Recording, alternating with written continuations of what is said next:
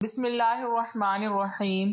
حضرت خدیجہ کا تعلق قبیلہ قریش کے معزز اور اعلیٰ نسب اور صاحب ثروت خاندان سے تھا۔ آپ رضی اللہ تعالی عنہ کے والد اپنے قبیلے میں بہت اعلیٰ حیثیت کے مالک اور صاحب ثروت تھے۔ آپ رضی اللہ تعالی عنہ حسن و سیرت، ذہانت و متانت، شرافت و دیانت کی وجہ سے طاہرہ کے لقب سے مشہور ہوئیں۔ حضرت خدیجہ رضی اللہ تعالی عنہ کی 2 شادیاں ہو چکی تھیں۔ بعض تاریخ کی کتابوں میں 3 شادیوں کا بھی ذکر ملتا ہے۔ جب رسول اکرم صلی اللہ علیہ وسلم سے عقد ہوا اس وقت حضرت خدیجہ رضی اللہ تعالی عنہ کی عمر 40 سال اور اللہ کے پیارے نبی حضرت محمد صلی اللہ علیہ وسلم کی عمر مبارک 25 سال تھی۔ دونوں کی عمر میں 15 سال کا فرق تھا، اور یہ رشتہ بھی حضرت خدیجہ رضی اللہ تعالی عنہ نے با اعتماد خاتون نفیسہ کے ہاتھ بھیجا تھا۔ حضرت خدیجہ رضی اللہ تعالی عنہ کی پہلی شادی ابو حالہ سے ہوئی، جن کا نام ہند بن بناش تمیمی تھا۔ بعض روایات سے یہ بات بھی سامنے آتی ہے کہ ہند کو مقام صحابیات بھی حاصل ہوا۔ انہی دنوں حرب الفجار نامی جنگ بھی شروع ہو گئی۔ حضرت خدیجہ رضی اللہ تعالی عنہ کے والد صاحب خالد بن اسد نے اس جنگ میں شرکت کی اور اسی معرکے میں مارے گئے۔ اسی دوران ان کے شوہر کا بھی انتقال ہو گیا۔ دوسری شادی عتیق بن عائد کے ساتھ انجام پائی، لیکن حکم خداوندی سے وہ بھی داغ مفارقت دے گئے۔ تاریخ کی کئی کتابوں میں 3 شادیوں کا بھی ذکر ملتا ہے۔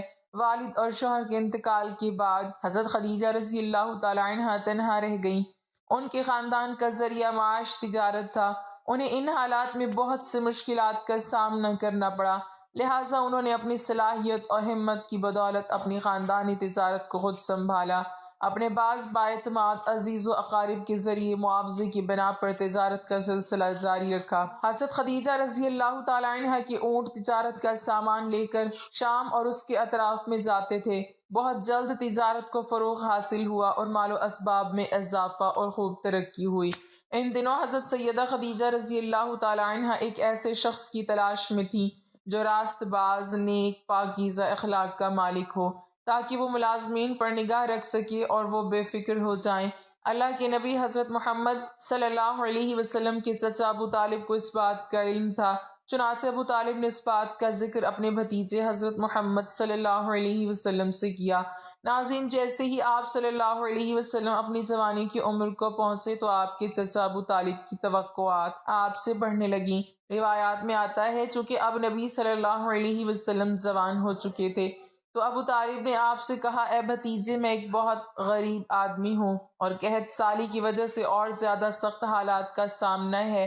کافی عرصے سے خشک سالی کا دور چل رہا ہے، کوئی ایسا ذریعہ نہیں کہ اپنا کام چلا سکیں، اور نہ ہماری کوئی تجارت ہے۔ ایک تجارتی قافلہ شام جانے والا ہے، اس میں قریش کے لوگ شامل ہیں۔ قریش کی ایک خاتون خدیجہ بنت خویلد شام کی طرف اپنا تجارتی سامان بھیجا کرتی ہیں۔ جو شخص ان کا مال لے کر جاتا ہے وہ اپنی اجرت ان سے طے کر لیتا ہے۔ اب اگر تم ان کے پاس جاؤ اور ان کا مال لے جانے کی پیشکش کرو تو وہ ضرور اپنا مال تمہیں دے دیں گی، کیونکہ تمہاری امانت داری کی شہرت ان تک پہنچ چکی ہے۔ اگرچہ میں اس بات کو پسند نہیں کرتا کہ تم شام کے سفر پر جاؤ، یہودی تمہارے دشمن ہیں، لیکن حالات کی وجہ سے میں مجبور ہوں، اس کے علاوہ کوئی چارہ بھی تو نہیں۔ یہاں تک کہہ کر ابو طالب خاموش ہو گئے۔ تب آپ نے فرمایا، ممکن ہے وہ خاتون خود میرے پاس کسی کو بھیجیں۔ یہ بات آپ نے اس لیے کہی تھی کہ سیدہ خدیجہ رضی اللہ تعالی عنہ کو ایک بااعتماد آدمی کی ضرورت تھی، اور اس وقت مکہ میں آپ سے زیادہ شریف، پاک باز، امانت دار، سمجھدار اور قابل اعتماد آدمی کوئی نہیں تھا۔ ابو طالب اس وقت بہت پریشان تھے۔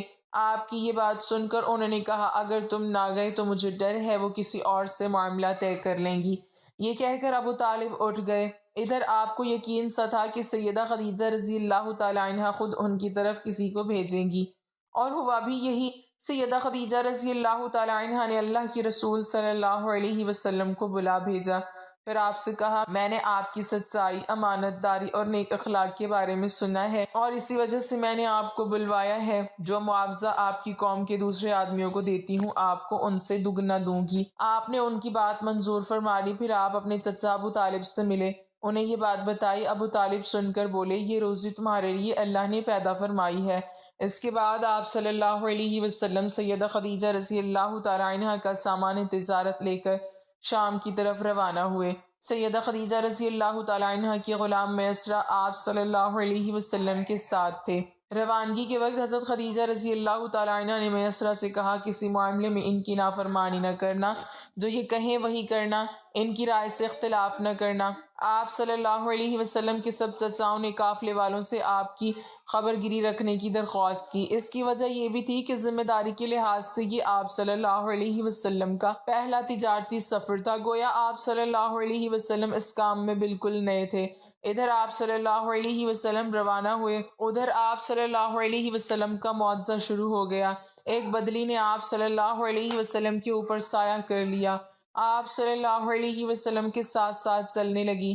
جب آپ صلی اللہ علیہ وسلم شام پہنچے تو بصرہ شہر کے بازار میں ایک درخت کے سائے میں اترے۔ یہ درخت ایک عیسائی راہب نستورہ کی خانقاہ کے سامنے تھا۔ اس راہب نے میسرہ کو دیکھا تو خانقاہ سے نکل آیا۔ اس وقت اس نے آپ صلی اللہ علیہ وسلم کو دیکھا۔ آپ صلی اللہ علیہ وسلم درخت کے نیچے ٹھہرے ہوئے تھے۔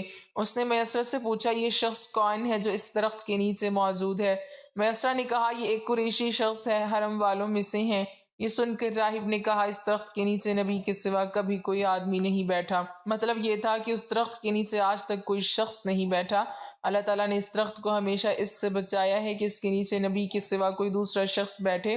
اس کے بعد اس نے میسرہ سے پوچھا کیا ان کی آنکھوں میں سرخی ہے؟ میسرہ نے جواب دیا ہاں بالکل ہے، اور یہ سرخی ان کی آنکھوں میں مستقل رہتی ہے۔ اب نستورہ نے کہا یہ وہی ہے۔ میسرہ نے حیران ہو کر اس کی طرف دیکھا اور بولے کیا مطلب یہ وہی ہے؟ کون وہی؟ یہ آخری پیغمبر ہیں۔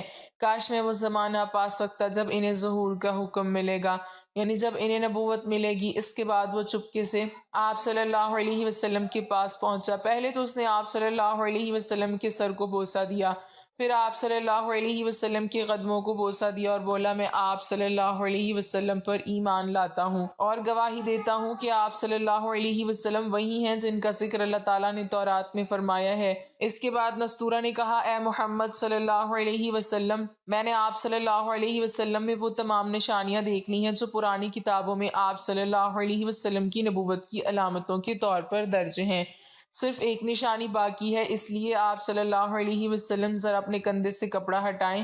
آپ صلی اللہ علیہ وسلم نے اپنے شانہ مبارک سے کپڑا ہٹا دیا۔ تب نستورہ نے وہاں مہر نبوت کو جگمگاتے دیکھا۔ وہ فوراً مہر نبوت کو چومنے کے لیے جھک گیا، پھر بولا میں گواہی دیتا ہوں کہ اللہ تعالیٰ کے سوا کوئی عبادت کے لائق نہیں، اور میں گواہی دیتا ہوں کہ آپ صلی اللہ علیہ وسلم اللہ تعالیٰ کے پیغمبر ہیں۔ آپ صلی اللہ علیہ وسلم کے بارے میں حضرت عیسیٰ ابن مریم علیہ السلام نے خوشخبری دی تھی، اور انہوں نے کہا تھا میرے بعد اس درخت کے نیچے کوئی نہیں بیٹھے گا سوائے اس پیغمبر کے جو امی یعنی ان پڑھ ہاشمی عربی اور مکی یعنی مکہ کے رہنے والے ہوں گے، قیامت میں حوض کوثر اور شفاعت والے ہوں گے۔ اس واقعے کے بعد آپ صلی اللہ علیہ وسلم بصرہ کے بازار تشریف لے گئے۔ وہاں آپ صلی اللہ علیہ وسلم نے مال فروخت کیا جو ساتھ لائے تھے اور کچھ چیزیں خریدیں۔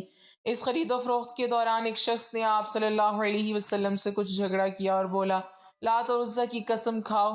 آپ صلی اللہ علیہ وسلم نے فرمایا میں نے ان بتوں کے نام پر کبھی قسم نہیں کھائی۔ آپ صلی اللہ علیہ وسلم کا یہ جملہ سن کر وہ شخص چونک اٹھا، شاید وہ گزشتہ آسمانی کتاب کا کوئی عالم تھا اور اس نے آپ کو پہچان لیا تھا، چنانچہ بولا آپ ٹھیک کہتے ہیں۔ اس کے بعد اس نے میسرہ سے علیحدگی میں ملاقات کی، کہنے لگا میسرہ یہ نبی ہیں، قسم ہے اس ذات کی جس کے ہاتھ میں میری جان ہے، یہ وہی ہے جن کا ذکر ہمارے راہب اپنی کتابوں میں پاتے ہیں۔ میسرہ نے اس کی اس بات کو ذہن نشین کر لیا۔ راستے میں ایک اور واقعہ پیش آیا۔ سیدہ خدیجہ رضی اللہ تعالیٰ عنہ کے 2 اونٹ بہت زیادہ تھک گئے تھے اور چلنے کے قابل نہ رہے، ان کی وجہ سے میسرہ قافلے کے پیچھے رہ گیا۔ نبی کریم صلی اللہ علیہ وسلم قافلے کے اگلے حصے میں تھے۔ میسرہ ان اونٹوں کی وجہ سے پریشان ہوا تو دوڑتا ہوا اگلے حصے کی طرف آیا اور اپنی پریشانی کے بارے میں آپ صلی اللہ علیہ وسلم کو بتایا۔ آپ صلی اللہ علیہ وسلم اس کے ساتھ ان دونوں اونٹوں کے پاس تشریف لائے، ان کی کمر اور پچھلے حصے پر ہاتھ پھیرا، کچھ پڑھ کر دم کیا۔ آپ کا ایسا کرنا تھا کہ اونٹ اسی وقت ٹھیک ہو گئے اور اس قدر تیز چلنے لگے کہ قافلے کے اگلے حصے میں پہنچ گئے۔ اب وہ منہ سے آوازیں نکال رہے تھے اور چلنے میں جوش و خروش کا اظہار کر رہے تھے۔ پھر قافلے والوں نے اپنا سامان فروخت کیا۔ اس بار انہیں اتنا نفع ہوا کہ پہلے کبھی نہیں ہوا تھا۔ چنانچہ میسرہ نے آپ سے کہا اے محمد، ہم سالہ سال سے سیدہ خدیجہ رضی اللہ تعالیٰ عنہ کے لیے تجارت کر رہے ہیں، مگر اتنا زبردست نفع ہمیں کبھی نہیں ہوا جتنا اس بار ہوا ہے۔ آخر قافلہ واپس مکہ کی طرف روانہ ہوا۔ میسرہ نے اس دوران صاف طور پر یہ بات دیکھی کہ جب گرمی کا وقت ہوتا تھا اور نبی کریم صلی اللہ علیہ وسلم اپنے اونٹ پر ہوتے تو 2 فرشتے دھوپ سے بچانے کے لیے آپ صلی اللہ علیہ وسلم پر سایہ کیے رہتے تھے۔ ان تمام باتوں کی وجہ سے میسرہ کے دل میں آپ کی محبت گھر کر گئی اور یوں لگنے لگا جیسے وہ آپ کا غلام ہو۔ ناظرین کہتے ہیں کہ آپ صلی اللہ علیہ وسلم دوپہر کے وقت مکہ میں داخل ہوئے۔ آپ باقی قافلے سے پہلے پہنچ گئے تھے۔ آپ سیدھے حضرت خدیجہ رضی اللہ تعالیٰ عنہ کے گھر پہنچے۔ وہ اس وقت چند عورتوں کے ساتھ بیٹھی تھیں۔ انہوں نے دور سے آپ کو دیکھ لیا۔ آپ اونٹ پر سوار تھے اور 2 فرشتے آپ پر سایہ کیے ہوئے تھے۔ حضرت خدیجہ رضی اللہ تعالیٰ عنہ نے یہ منظر دوسری عورتوں کو بھی دکھایا۔ وہ سب بہت حیران ہوئیں۔ اب آپ صلی اللہ علیہ وسلم نے حضرت خدیجہ رضی اللہ تعالیٰ عنہ کو تجارت کے حالات سنائے، منافع کے بارے میں بتایا۔ اس مرتبہ پہلے کی نسبت دگنا منافع ہوا تھا۔ حضرت خدیجہ رضی اللہ تعالیٰ عنہ بہت خوش ہوئیں۔ انہوں نے پوچھا میسرہ کہاں ہے؟ آپ نے بتایا وہ ابھی پیچھے ہے۔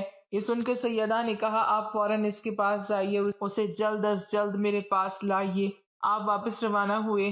حضرت خدیجہ رضی اللہ تعالیٰ عنہ نے دراصل آپ کو اس لیے بھیجا تھا کہ وہ پھر سے وہی منظر دیکھنا چاہتی تھی، جاننا چاہتی تھی کیا اب بھی فرشتے ان پر سایہ کرتے ہیں یا نہیں۔ جو ہی آپ روانہ ہوئے یہ اپنے مکان کے اوپر چڑھ گئیں اور وہاں سے آپ کو دیکھنے لگیں۔ آپ کی شان اب بھی وہی نظر آئی۔ اب انہیں یقین ہو گیا کہ ان کی آنکھوں نے دھوکہ نہیں کھایا۔